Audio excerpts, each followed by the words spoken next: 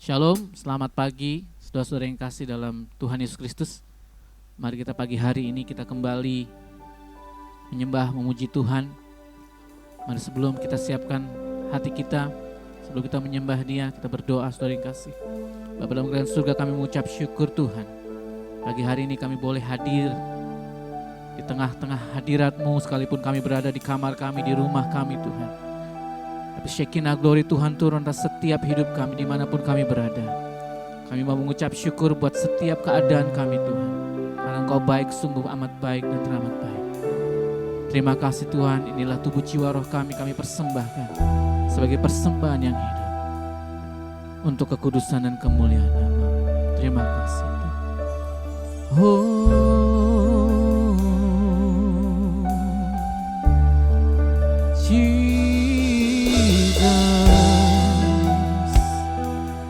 Kami datang padamu Tuhan.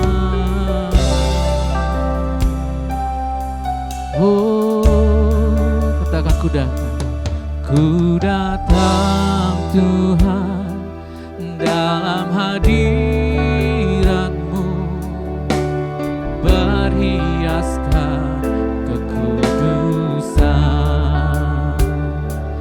Seluruh surga sujud menyembah-Mu.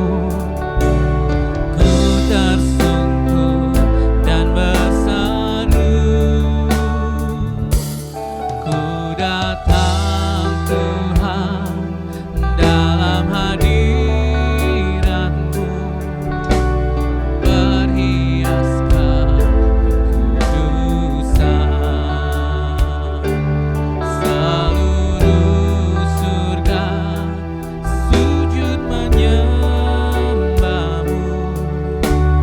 Ku tersungkur dan berseru, Kudus, Kuduslah, Kuduslah Tuhan, Allah semesta alam.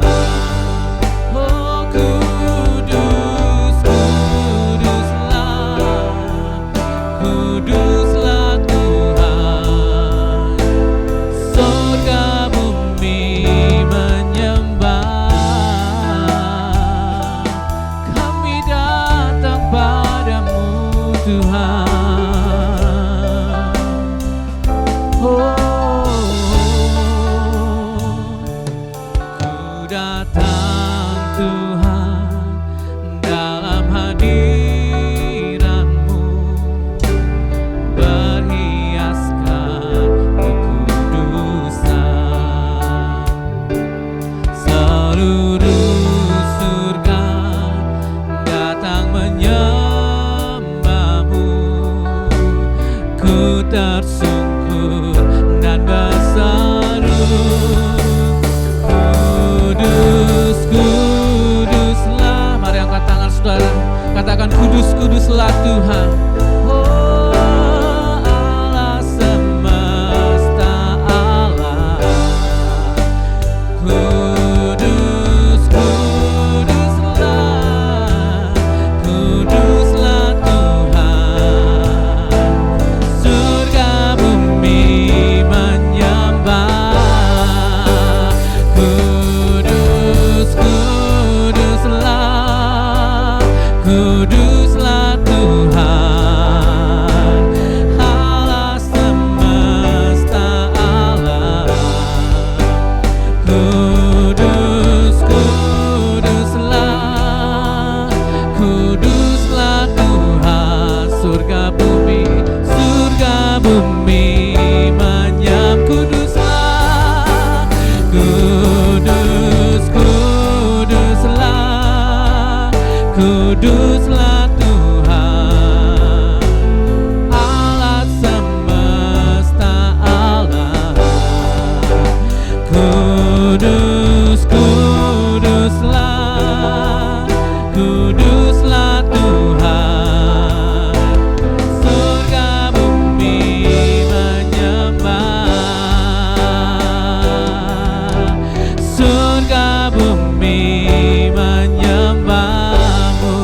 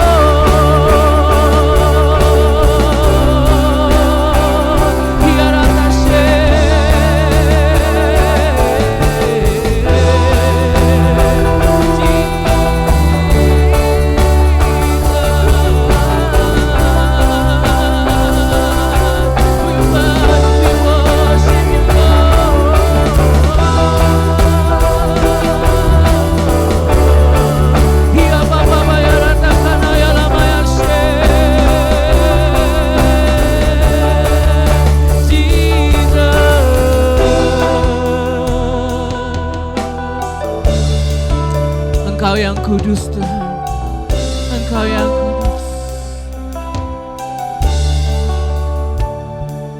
Kudus, kudus, kudus, kuduslah Tuhan, alam semesta memuji-Mu. Engkau yang kudus. Kudus, kudus, kudus, kuduslah Tuhan. Kami semua datang menyembah. Kudus, kudus, kudus, kuduslah Tuhan, alam semesta memuji. Kuduslah Tuhan, kudus, kudus, kudus, kuduslah Tuhan. Kami semua datang menyembah. Engkau yang layak ya Tuhan, sebab Engkau layak dan Engkau kudus, mulia dan ditinggikan, diagungkan dan dipuja sampai selamanya. Kau yang layak ya Tuhan, sebab Engkau layak dan Engkau kudus, mulia dan ditinggikan, diagungkan dan dipuja sampai selamanya.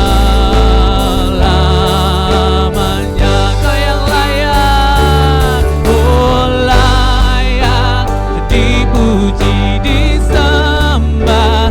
Kaulah yang bertata dulu, sekarang dan selamanya.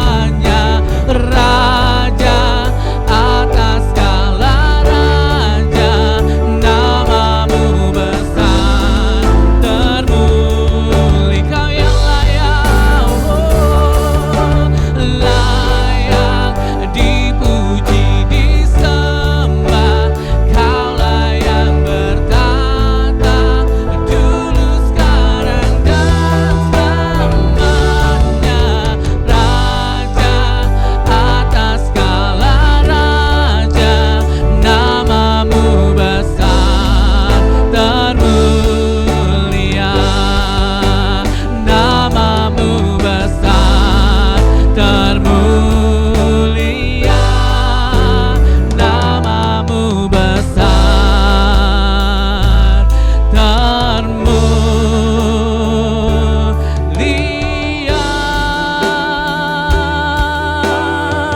Mari berikan kemuliaan bagi Tuhan kita, Raja di atas segala raja.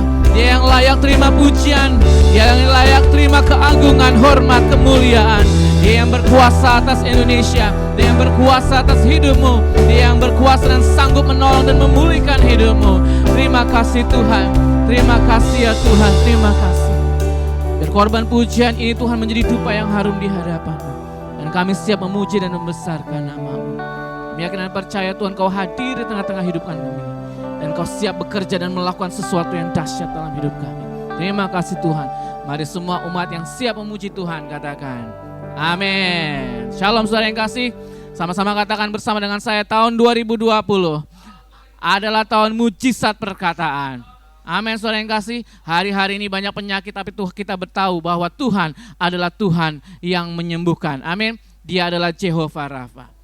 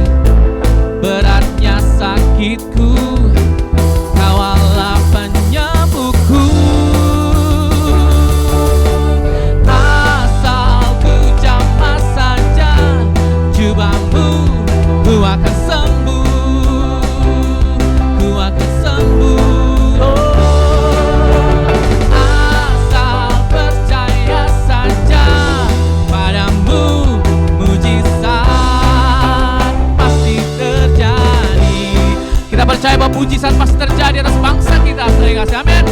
Mujizat terjadi dalam hidup kita. Katakan sekali lagi, ku tak peduli. Hey, ku tak peduli banyaknya rintangan, ku datang mendekatmu.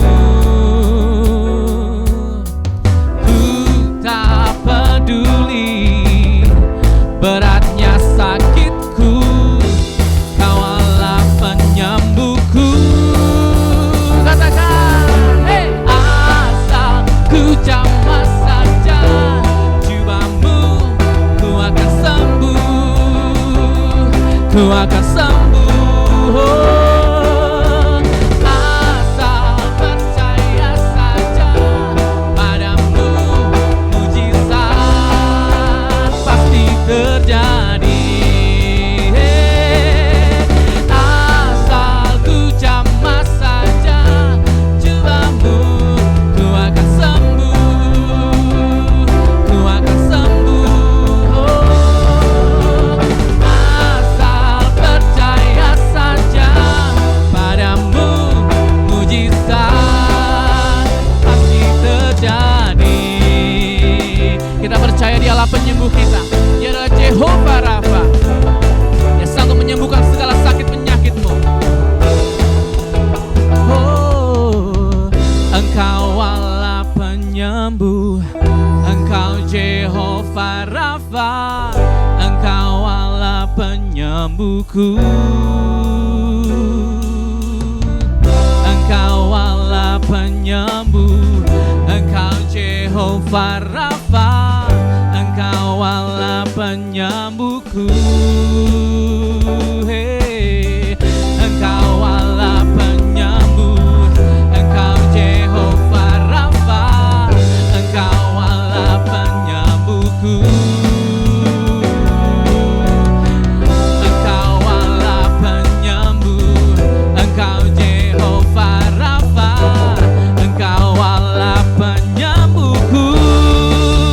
Oh, asal ku jamah saja jubahmu, ku akan sembuh. Hey, ku akan sembuh. Oh, asal percaya saja padamu, mujizat pasti terjadi. Mujizat pasti terjadi.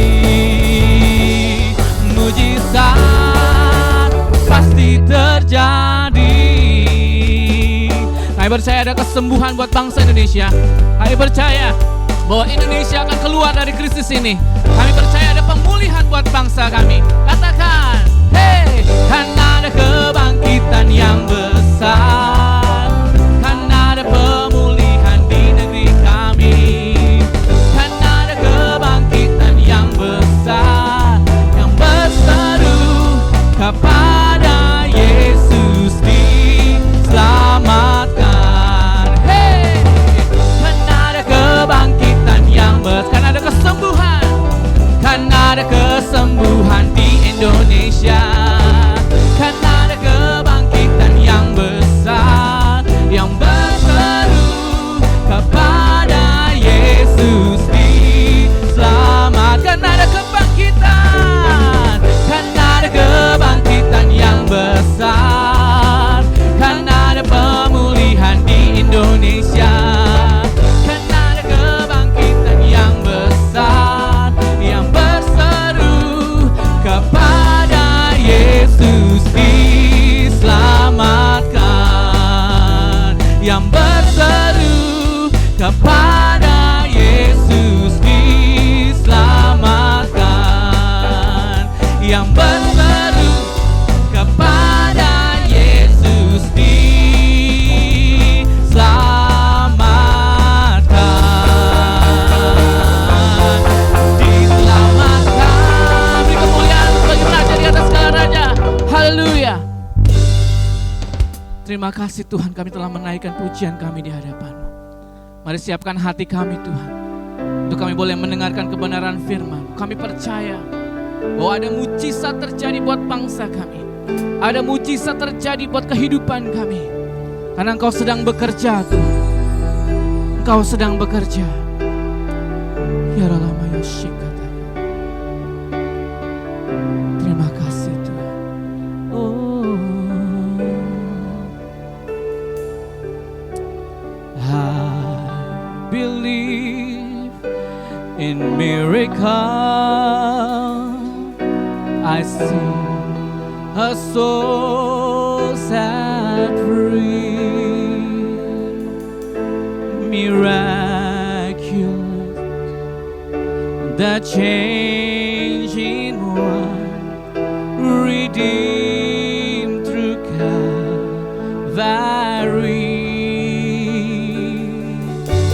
I see the lily puts its way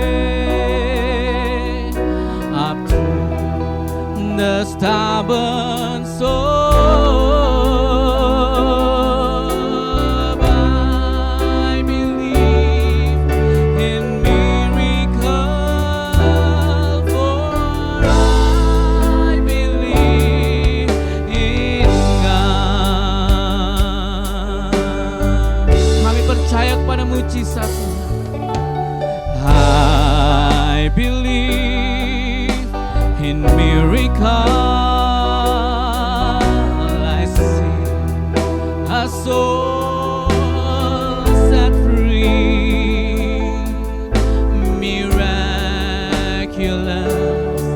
the changing one, redeemed through Calvary.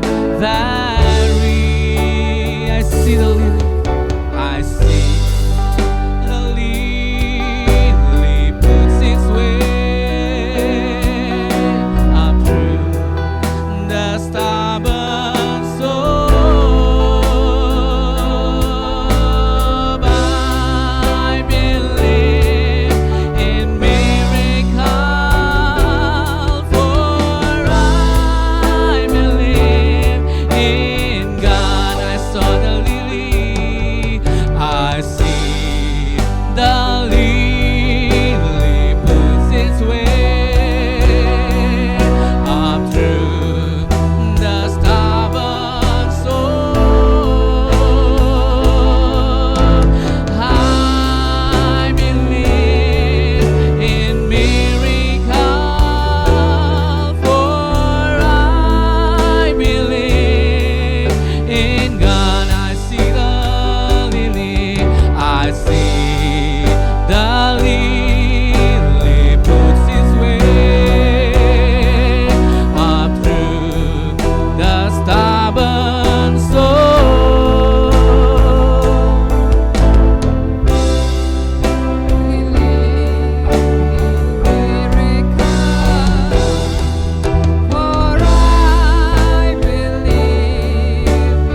Sekali lagi, I've seen the lily. I've seen the lily puts its way up to the stubborn soul. I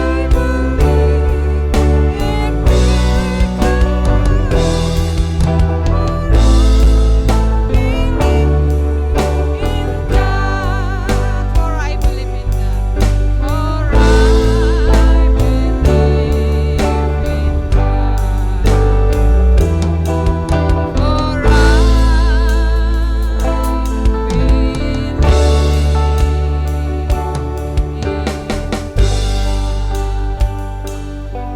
Terima kasih.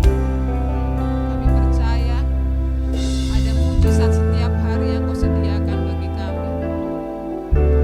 Kami anak-anak-Mu disediakan hal-hal yang supranatural di dalam hidup kami, mengerjakan lebih daripada yang alami. Kami percaya kami berjalan di atas kemustahilan. Kami percaya sudah disediakan oleh Tuhan semua yang kami perlukan di dalam bumi ini Bapa. Kami hidup saleh dan kami disediakan segala yang Kau sudah sediakan bagi kami. Percaya Tuhan, kami mampu karena Engkau ada hidup di dalam kami. Terima kasih Bapa, terima kasih Tuhan. Sebentar kami akan mendengarkan firman-Mu. Kami minta Roh Kudus bekerja baik di dalam kami yang memberitakan, baik di dalam kami yang mendengarkan. Biar firman-Mu itu Tuhan bertumbuh dalam hati kami, berbuah-buah dalam hidup kami. Kami jadi saksi Tuhan dimanapun kami berada. Terima kasih Tuhan, Roh Kudus bekerjalah. Dalam nama Tuhan Yesus, haleluya, amin. Puji Tuhan. Shalom saudara-saudara. Selamat berjumpa kembali di ibadah online minggu ini. Saya percaya sukacita Tuhan terus mengalir dalam kehidupan kita semua. Karena ada Tuhan dalam hidup kita. Kalau ada Tuhan di hidup kita, di luar kita bisa berubah bagaimana bentuknya, bisa lebih buruk, bisa bagaimanapun juga, tapi di dalam kita ada Tuhan yang selalu menghasilkan hal-hal yang baik di hidup kita. Puji Tuhan. Hari ini saya ingin membagikan sesuatu masih tentang karya Tuhan Yesus di kayu salib. Saya senang membagikan cerita tentang karya Tuhan yang sempurna. Kalau dalam hidup saya merasakan saya mendapatkan kemerdekaan, sukacita itu karena karya Tuhan yang sempurna dalam hidup saya. Maka itu saya suka membagikan tentang karya Tuhan yang sempurna, cerita tentang karya Tuhan yang sempurna. Karena memang jika anak itu, Yesus itu telah memerdekakan kita, maka kita pun memang benar-benar merdeka, itu kata firman Tuhan. Kita benar-benar merdeka, bukan merdeka yang sementara, tapi merdeka yang sesungguhnya. Puji Tuhan. Hari ini saya ingin membagikan tentang Kristus yang tersembunyi di dalam Alkitab Perjanjian Lama. Kalau kita lihat di Perjanjian Lama sebenarnya banyak sekali cerita tentang Kristus yang tersembunyi di situ. Kita pernah dengar Rut dan Boas, itu cerita tentang Kristus dan gerejanya. Banyak lagi tentang Yusuf, Musa, semua ada cerita Kristus yang tersembunyi di situ. Dan saya senang menceritakan itu semua, mengupas itu, karena Kristus itu membuat kehidupan kita menjadi kehidupan yang benar-benar di atas rata-rata, luar biasa, bukan kehidupan yang biasa-biasa, tapi kehidupan yang luar biasa. Dan saya merasakan itu. Hari ini kita akan baca Hakim-Hakim pasal 1 ayat 10 sampai 15. Ini latar belakang ceritanya adalah ketika Yosua yang memimpin bangsa Israel sudah masuk ke tanah Kanaan, tapi Yosua kemudian sudah meninggal dan masih ada tanah-tanah yang daerah-daerah yang harus direbut mereka, ya. Sudah diundi bagiannya, tapi masih ada bagian yang harus direbut, belum diduduki. Dan inilah latar belakang cerita itu, ya. Hakim-Hakim pasal 1 ayat 10 sampai 15 saya bacakan. Lalu suku Yehuda bergerak menyerang orang Kanaan yang diam di Hebron.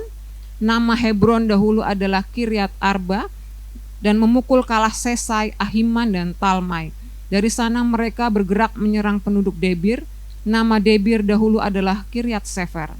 Berkatalah Kaleb, siapa yang mengalahkan dan merebut Kiryat Sefer, kepadanya akan kuberikan Aksa anakku menjadi istrinya. Dan Otniel anak Kenas adik Kaleb merebut kota itu. Lalu Kaleb memberikan Aksa anaknya kepadanya menjadi istrinya. Ketika perempuan itu tiba, dibujuknya suaminya untuk meminta sebidang ladang kepada ayahnya. Maka turunlah perempuan itu dari keledainya, lalu berkatalah Kaleb kepadanya, ada apa? Jawabnya kepadanya, berikanlah kepadaku suatu hadiah, telah kau berikan kepadaku tanah yang gersang, berikanlah juga kepadaku mata air. Lalu Kaleb memberikan kepadanya mata air yang di hulu dan mata air yang di hilir. Puji Tuhan.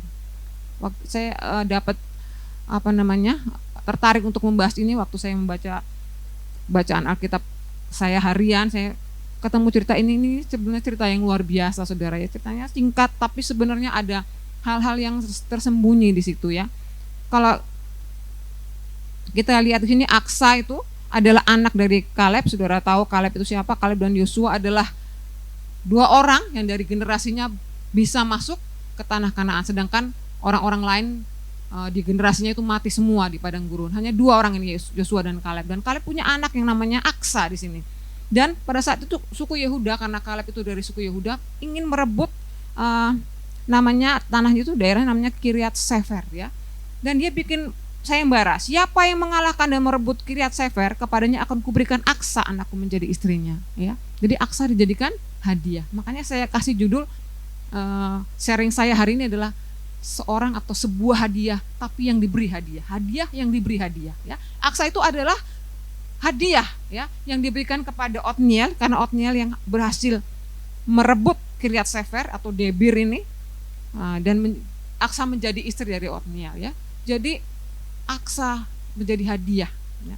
Kalau dipikir kok tega banget sih jadiin hadiah ya anaknya. Tapi kalau saudara merenungkan sebenarnya Kaleb sedang membuat standar yang tinggi untuk pasangan hidup anaknya. Ya, orang yang bisa merebut sebuah daerah atau sebuah kota yang saya percaya ini kota yang cukup baik, yang cukup besar ya, Kiryat Sefer ini pasti orang yang luar biasa, bukan orang biasa, pasti orang hebat, ya enggak? Kalau dia bisa merebut kota, pasti dia itu orang yang satu berani untuk menyerang sebuah kota dan mengorbankan apa? Mengorbankan keselamatannya. Dia berani mati. Dia juga orang yang berani untuk memukul kalah, membunuh orang-orang di situ. Berarti ada satu spirit, roh yang luar biasa dalam diri Otniel, ya, bukan orang yang biasa-biasa saja. Dan dia juga pasti punya metode, punya taktik perang supaya bisa mengalahkan kota itu. Ya. Jadi orang ini adalah orang yang luar biasa, berani berkorban, berani berperang, berani mati, dan punya taktik, ya, punya metode, punya sistem, punya sesuatu yang bisa diandalkan untuk bisa mengalahkan kota itu. Saya percaya Otniel adalah orang yang hebat, ya, orang yang luar biasa. Kalau kita baca di Hakim-Hakim pasal yang ketiga, kalau saudara baca Otniel, ini tentang Otniel. Otniel adalah salah satu hakim dari hakim-hakim yang ada di bangsa Israel setelah mereka kehilangan Yosua dan belum ada raja, mereka dipimpin oleh hakim. Kalau kita baca di Hakim-Hakim 3 ayat yang ke-9, ya, saya bacakan Hakim-Hakim 3 ayat 9. Lalu berserulah orang Israel kepada Tuhan, maka Tuhan membangkitkan seorang penyelamat bagi orang Israel, yakni Otniel anak Kenas adik Kaleb. Roh Tuhan menghinggapi dia dan ia menghakimi orang Israel. Ia maju berperang, lalu Tuhan menyerahkan Kushan Riscataim raja Aram ke dalam tangannya, sehingga ia mengalahkan Kushan Riscataim. Lalu amanlah negeri itu 40 tahun lamanya. Kemudian matilah Otniel anak Kenas. Jadi di sini disebutkan roh Tuhan menghinggapi dia dan ia menghakimi orang Israel dan ia maju berperang. Jadi Otniel adalah orang yang penuh juga dengan roh Tuhan, ya. Itu tentang Otniel. Jadi Otniel ini kalau saya cari datanya, Otniel itu artinya adalah Allah adalah kekuatan atau singa Allah, ya. Otniel itu artinya Allah adalah kekuatan atau singa Allah. Aksa, anak dari Kaleb tadi, itu artinya adalah adorn atau dihiasi, ya, atau juga tirai atau kerudung yang terbuka, ya. Lalu juga bisa berarti gelang kaki. Lalu kota tadi Kiryat Sefer itu artinya adalah city of the books atau city of the scroll, ya. Kota buku atau kota gulungan kitab. Lalu diganti namanya menjadi Debir. Debir itu berarti kata atau tempat berbicara. Dan saya begitu baca satu lagi artinya lebih meyakinkan saya. Debir itu artinya adalah innermost sanctuary atau ruang maha kudus, ya. Jadi kalau dari arti-artinya sudah kebayang, ya, sudah terbaca apa sebenarnya cerita yang tersembunyi di cerita Aksa dan Otniel. Saya baca ini, wah Tuhan, ternyata Aksa ini adalah gambaran dari kita, gereja Tuhan, anak-anak Tuhan, ya. Dan Otniel adalah gambaran dari Kristus sendiri.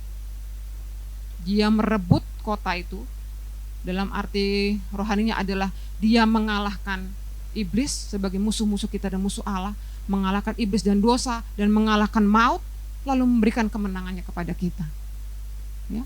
Aksa adalah gambar dari gereja Tuhan. Lalu saya juga baca kalau Kiryat Sefer, nama sebelumnya dari Debir, itu artinya kan tadi adalah city of the scroll atau kota gulungan kitab. Kalau saudara baca di Wahyu pasal 5, ketika Yohanes mendapat pewahyuan, dia diangkat ke surga dan melihat ada orang yang duduk di atas tahta dan memegang gulungan kitab, ya. Dan Yohanes menangis karena nggak ada yang bisa membuka gulungan itu. Tapi apa kata salah satu tua-tua yang ada di situ? Jangan menangis Yohanes, karena singa dari suku Yehuda yang telah menang, dia yang bisa membukanya, ya. Lengkap seperti gambaran Otniel adalah gambaran daripada Kristus yang bisa membuka gulungan kitab itu, yang sudah merebut kemenangan dan memberikannya kepada kita, gereja Tuhan, ya saudara, ya, puji Tuhan. Jadi saya kalau baca tentang Otniel dan Aksa, ini cerita yang luar biasa tentang Kristus dan gerejanya, bagaimana Kristus memenangkan peperangan atas maut dan dosa dan memberikannya kepada kita ya, sebagai gerejanya, itu yang di sini digambarkan sebagai aksa ya saudara. Kalau kita baca di Keluaran 15 ayat 5, saya baca, kenapa Otniel juga menggambarkan Kristus. Kalau kita baca Keluaran 15 ayat 3, saya bacakan, Tuhan itu pahlawan perang, Tuhan itulah namanya. Jadi memang Tuhan itu memposisikan dirinya sebagai pahlawan perang seperti Otniel. Dia memerangi musuhnya yaitu iblis, memberikan kemenangannya kepada kita sehingga kita bisa disebut sebagai lebih daripada pemenang ya.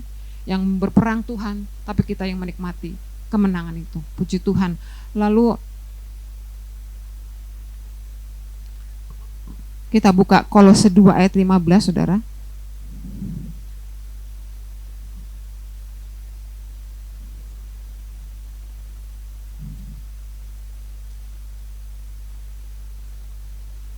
Kolose 2 ayat 15, ia telah melucuti pemerintah-pemerintah dan penguasa-penguasa, yaitu Kristus tadi ya saudara ya. Kristus telah melucuti pemerintah-pemerintah dan penguasa-penguasa dan menjadikan mereka tontonan umum dalam kemenangannya atas mereka.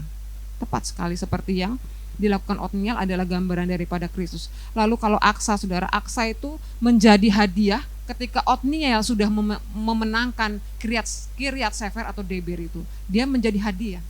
Kita gereja Tuhan adalah sebenarnya juga hadiah bagi Yesus karena sudah memenangkan pertempuran. Kalau kita buka Yesaya 53 saudara, Yesaya 53, saya suka sekali ketika baca ini ya, Yesaya 53 ayat 12.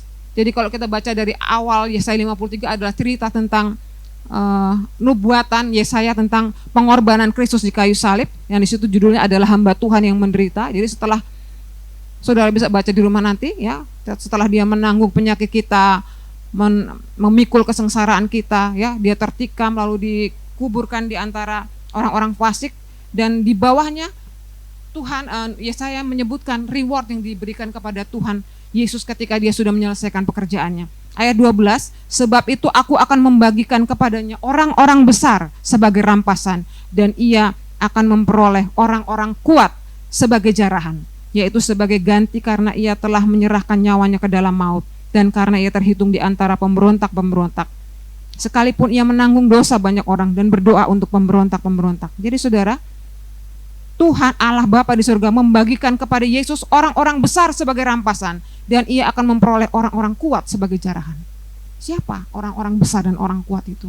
Waktu saya baca ini, orang besar dan orang kuat itu siapa? Kalau memang kita gereja Tuhan adalah hadiah bagi Yesus ketika dia sudah menyelesaikan karyanya di kayu salib, berarti kitalah orang besar itu, kitalah orang kuat itu. Ya, benar, karena Tuhan memandang kita, gereja Tuhan adalah orang-orang besar dan orang kuat.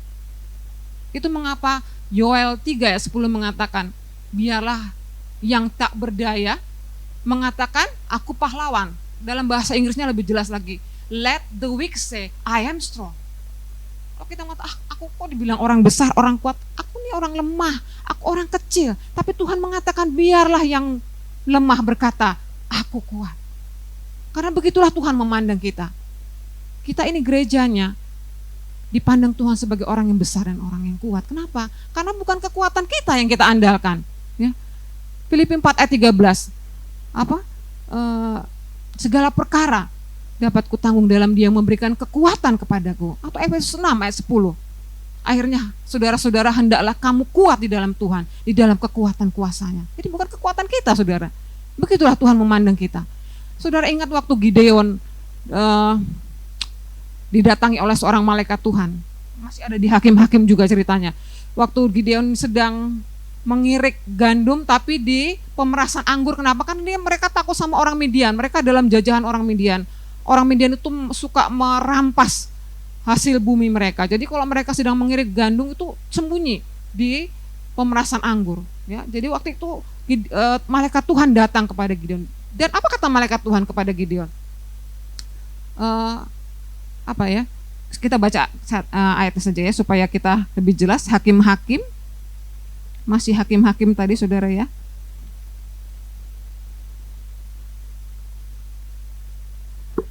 Hakim-Hakim pasal yang ke-6 ayat yang ke-12 ya. Malaikat Tuhan menampakkan diri kepadanya dan berfirman kepadanya, Gideon maksudnya, demikian Tuhan menyertai engkau, ya pahlawan yang gagah berani. Itu kata malaikat Tuhan.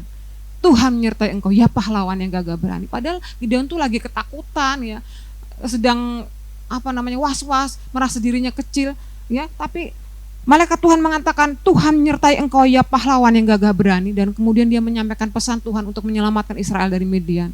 Apa kata Gideon? Gimana aku menyelamatkan Israel? Aku ini, kaumku tuh paling kecil di antara orang Israel, dan aku ini paling muda di dalam keluargaku. Tapi Tuhan memandang Gideon sebagai orang yang gagah berani. Begitulah juga Tuhan memandang kita. Jadi kita harus percaya bahwa apa yang Tuhan tentukan bagi kita, apa yang Tuhan tetapkan bagi kita pasti terjadi, asal kita percaya. Itu Tuhan sudah sediakan semua dalam hidup kita ya.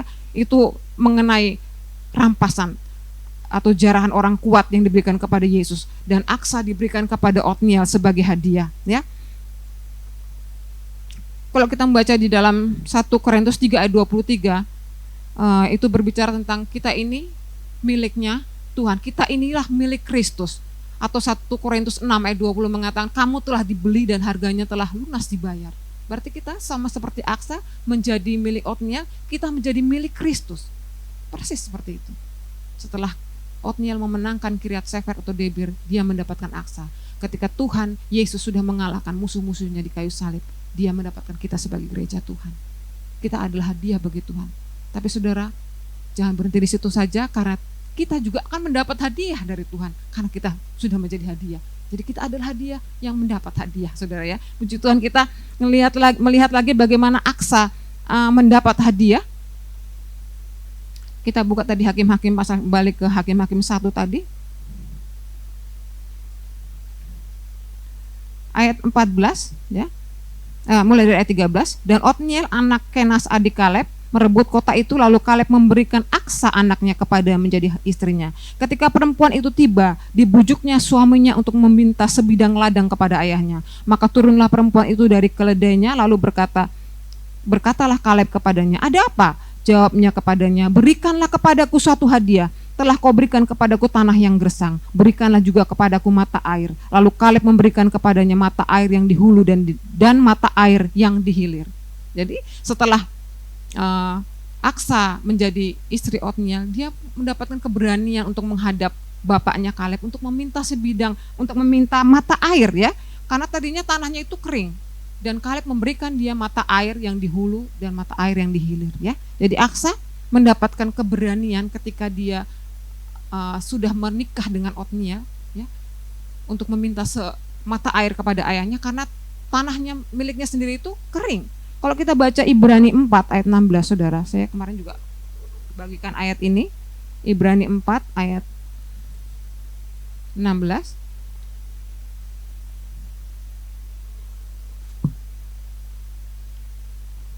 Sebab itu marilah kita dengan penuh keberanian menghampiri tahta kasih karunia, supaya kita menerima rahmat dan menemukan kasih karunia untuk mendapatkan pertolongan kita pada waktunya. Sama ya, kita akhirnya punya keberanian untuk datang kepada Bapa. Kenapa?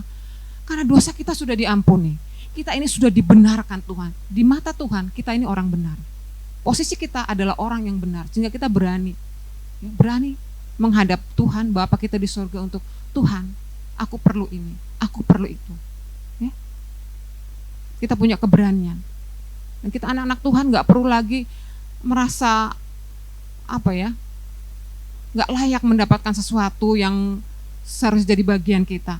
Karena banyak anak Tuhan tuh seperti itu. Saya suka membagikan ini, kenapa? Karena saya lihat begitu banyak anak-anak Tuhan ya, anak Tuhan sudah jadi orang Kristen, tapi gak menyadari posisinya dalam Tuhan, nggak tahu siapa dirinya, nggak tahu apa bagiannya, nggak tahu siapa Tuhan dalam dirinya. Jadi hidupnya dalam keputusasaan, dalam kegelisahan, dalam kekhawatiran. Padahal begitu kita menerima Yesus sebagai juru selamat, Tuhan hadir hidup kita, maka semua yang Tuhan miliki itu masuk ke dalam kita. Waktu Yesus masuk ke dalam hidup kita, dia bawa semua yang dia punya. Apa yang dia punya? Seluruh bumi ini, seluruh kekayaan di surga dan di bumi milik kita semua. Tuhan berikan kepada kita.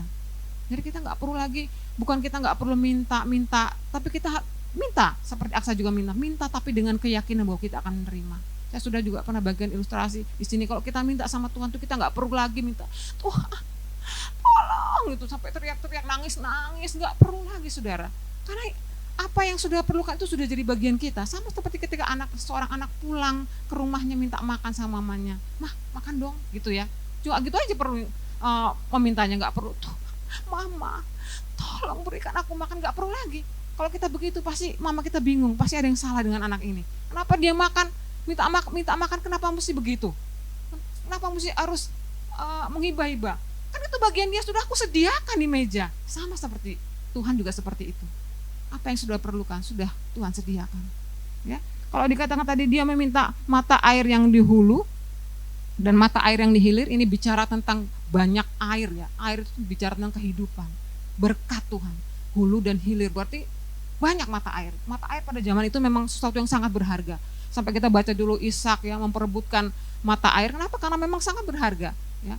Dan maka Aksa mendapat mata air yang di hulu dan di hilir, berarti dia mendapatkan kelimpahan air, tidak pernah kekeringan. Ini juga bicara tentang sepanjang umur hidup kita dari awal sampai akhir, Tuhan tidak pernah melupakan janjinya. Terus Tuhan akan menyediakan apa yang kita perlukan. Dia Alfa dan Omega, ya, yang awal dan yang akhir. Kapanpun engkau memerlukannya, sudah tersedia bagimu. Ya, jadi kalau kita melihat di sini bahwa akhirnya Aksa memperoleh 2 mata air itu melambangkan kepenuhan, melambangkan ketersediaan atas segala yang kita perlukan ketika kita bersatu dengan Kristus. Ya. Ketika kita mengikatkan diri dengan Dia, kita menjadi satu roh dengan Dia, sehingga apa yang Dia miliki jadi bagian kita. Kita baca Efesus 1 ayat 3. Ini ayat favorit kita semua di sini, Efesus 1 ayat 3.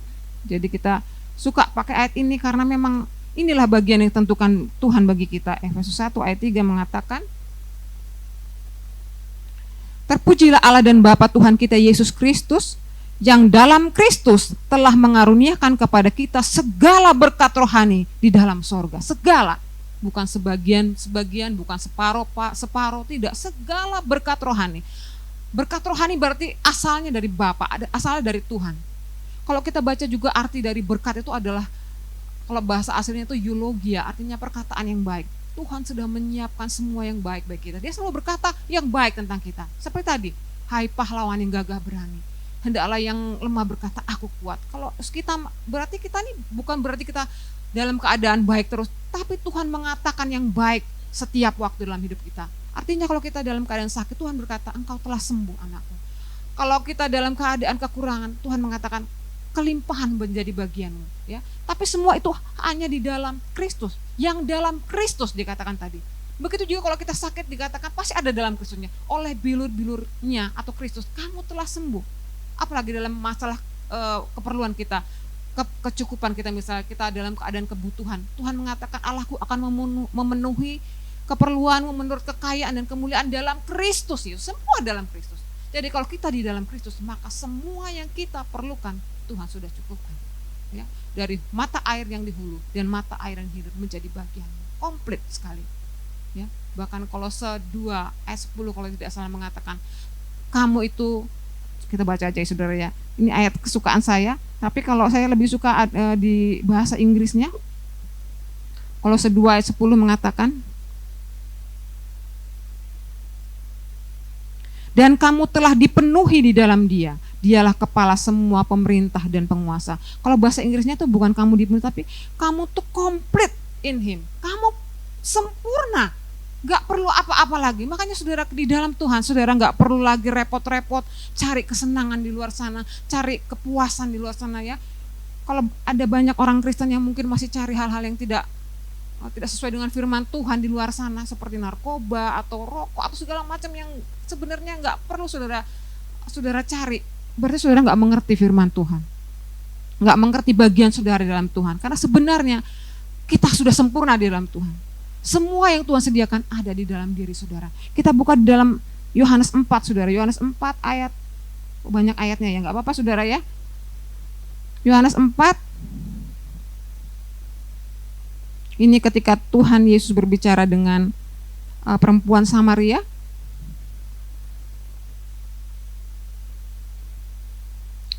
Yohanes 4 ayat 13 berkata demikian.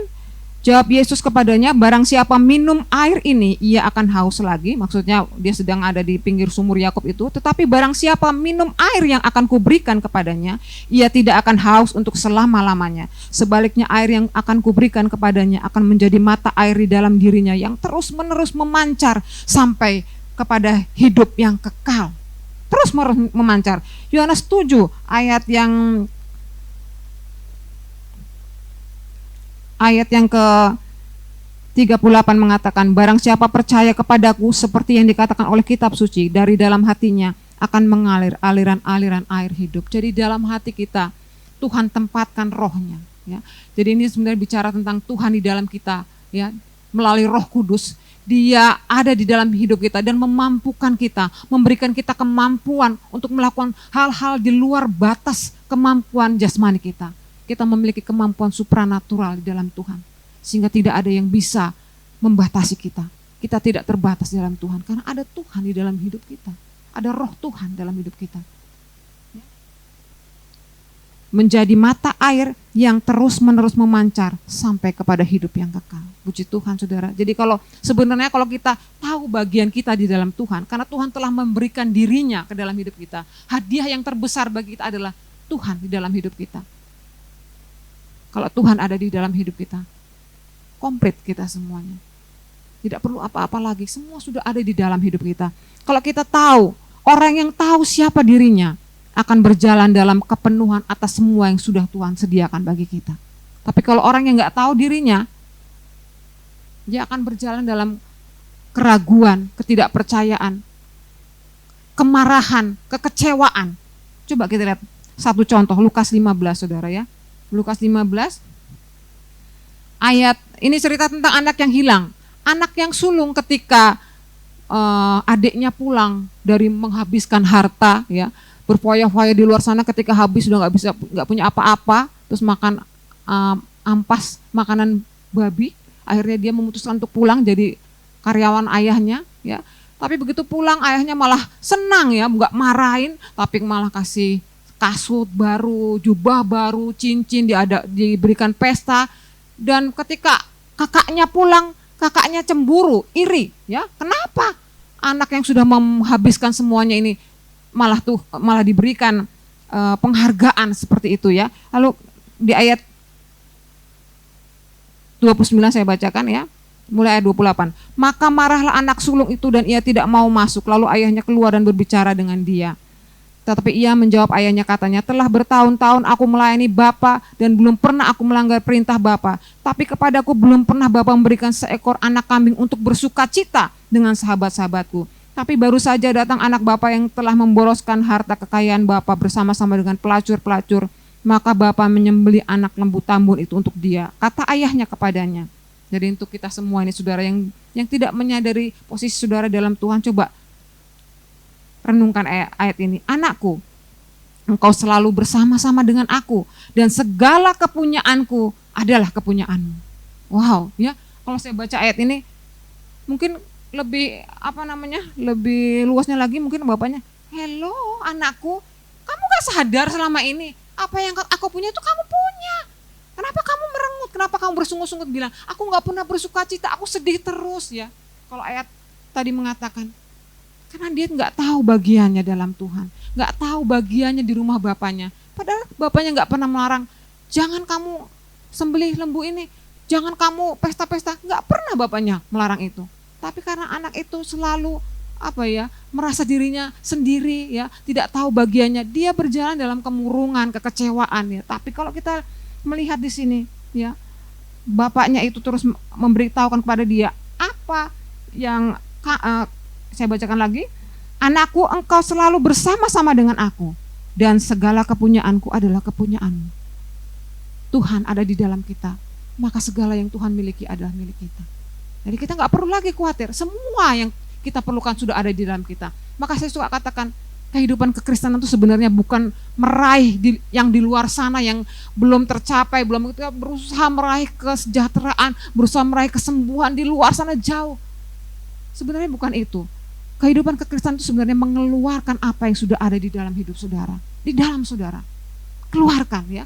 kesembuhan sudah ada di sini, kesejahteraan sudah ada di sini, kelimpahan sudah ada di sini. Itu usaha kita mengeluarkan, bukan meraih. Kalau meraih itu sesuatu yang belum saudara miliki.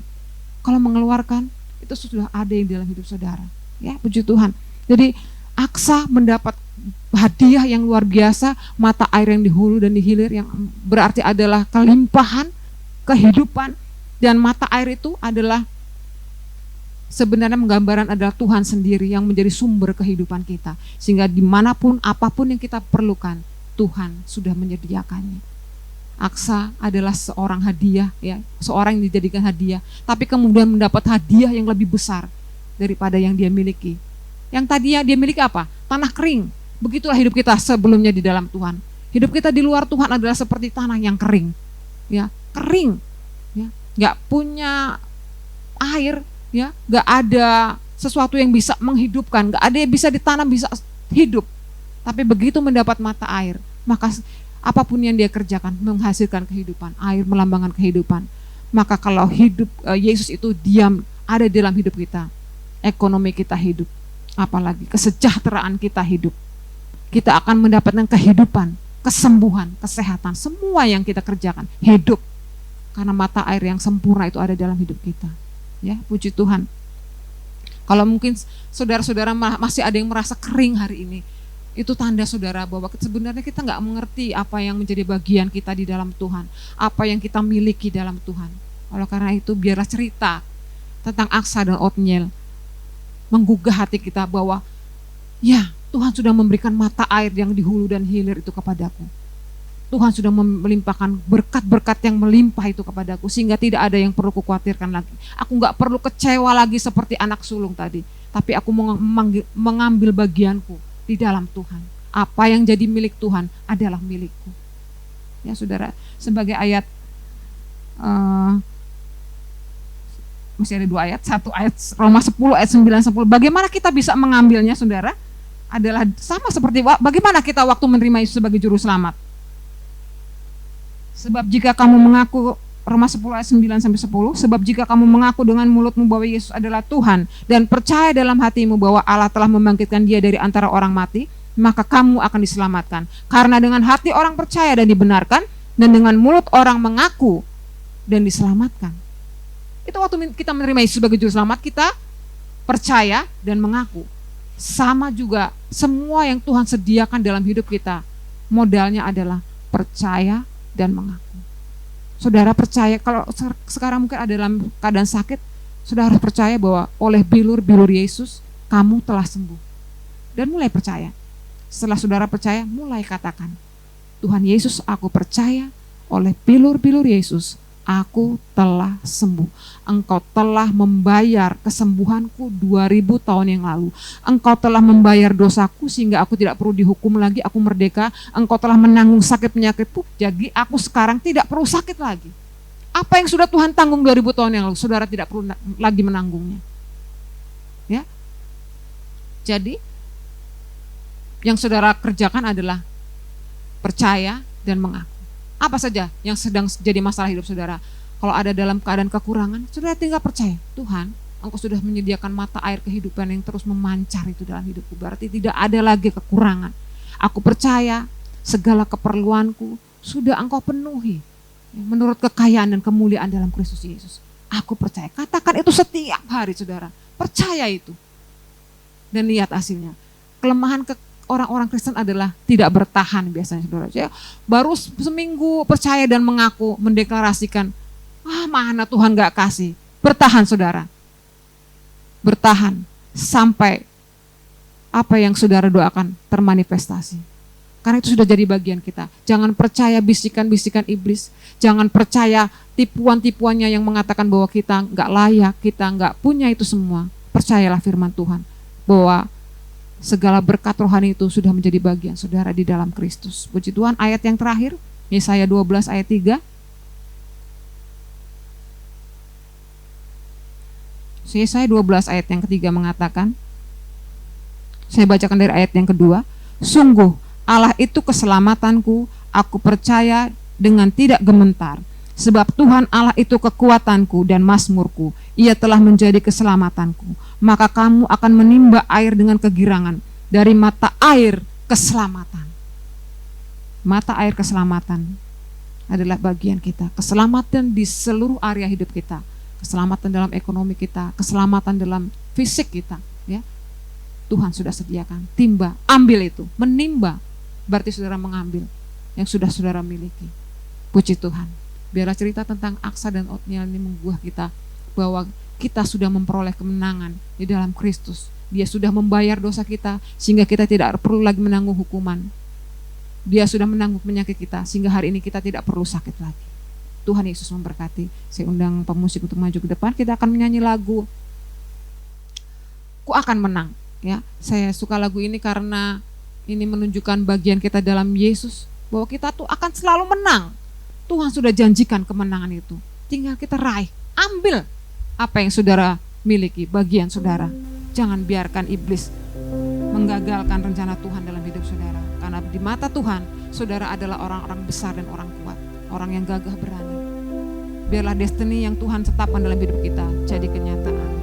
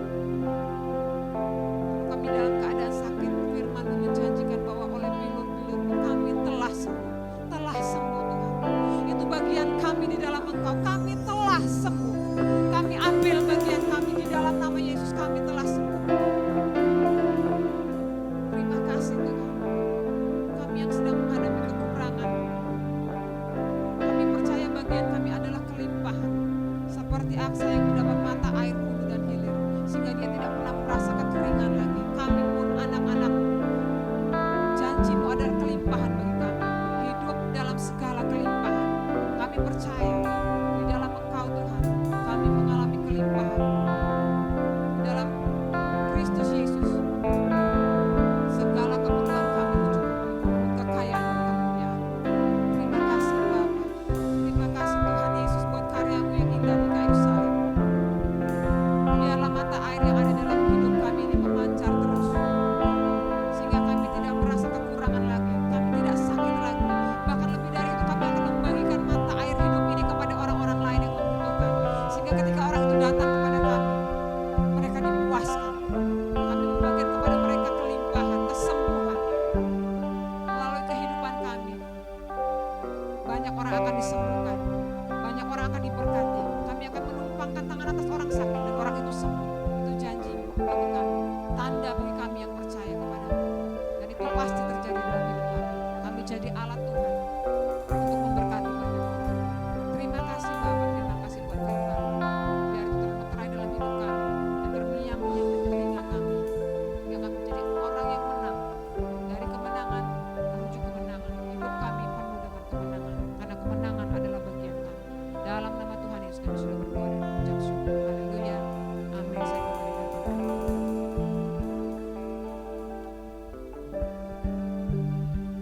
Mari saudara yang kasih, saudara siapkan roti dan anggur. Terima kasih Tuhan. Ini memperingati tubuh dan darah-Mu setiap minggu Tuhan. Saudara, membuat roti dan anggur bersama-sama. Inilah tubuh dan darah-Mu yang telah dipecahkan dan dicurahkan atas hidup kami Tuhan. Terima kasih buat pengorbanan-Mu di kayu salib. Inilah perjanjian atas hidup kami. Kami diampuni, kami dikuduskan, kami disucikan, kami disembuhkan dan kami disediakan Tuhan. Kami terima segala jaminan yang telah Engkau berikan oleh pertukaran di kayu salib, oleh karena tubuh dan darah Tuhan. Terima kasih Tuhan, saat kami memakan dan minumnya, kami satu dengan Bapa, Putra dan Roh Kudus, yaitu Tuhan Yesus Kristus. Mari angkat roti di tangan kanan saudara. Sebab apa yang telah kuteruskan kepadamu telah kuterima dari Tuhan, yaitu bahwa Tuhan Yesus pada malam waktu ia diserahkan mengambil roti, dan sudah itu ia mengucap syukur atasnya. Ia memecah-mecahkannya dan berkata, inilah tubuhku yang diserahkan bagi kamu. Perbuatlah ini menjadi peringatan akan aku. Saudaraku yang kasih, bukankah roti yang kita pecah-pecahkan ini merupakan persekutuan kita dengan tubuh Kristus? Mari kita makan dengan iman dalam nama Yesus.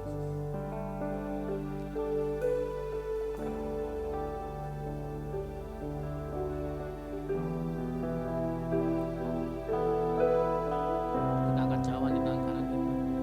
Demikian juga yang mengambil cawan sudah makan lalu berkata, cawan ini adalah perjanjian baru yang dimeteraikan oleh darahku.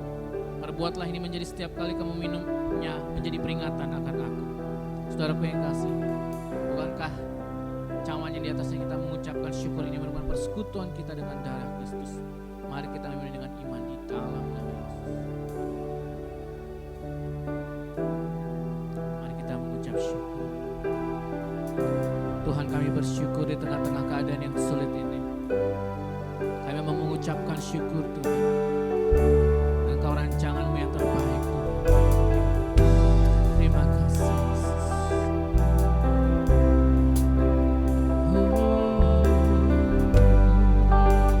Katakan, ku mau selalu bersyukur.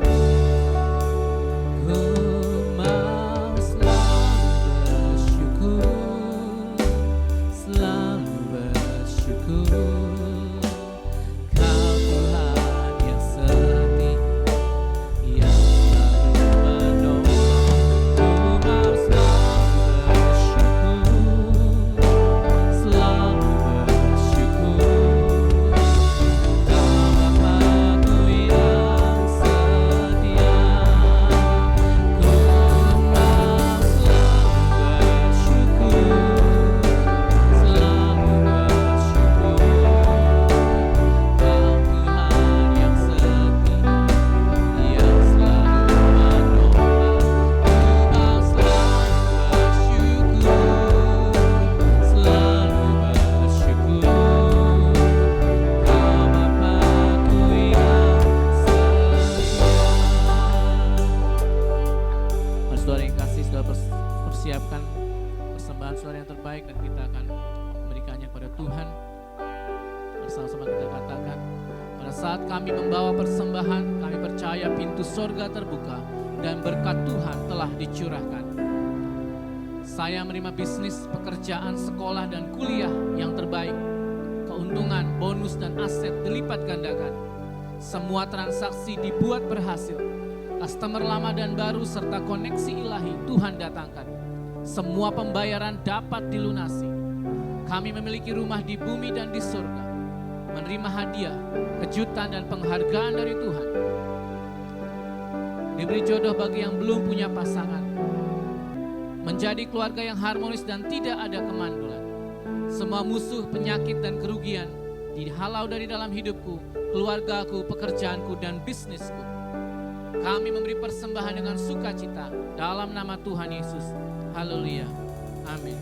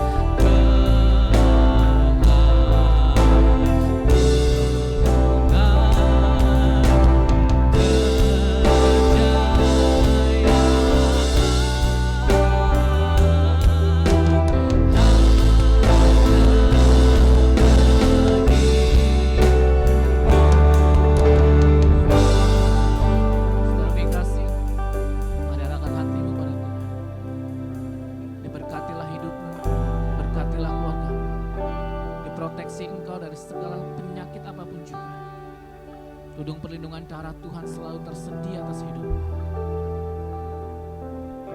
Terimalah berkat dari Allah Bapa di sorga, kasih karunia-Nya melalui anaknya Tuhan Yesus Kristus.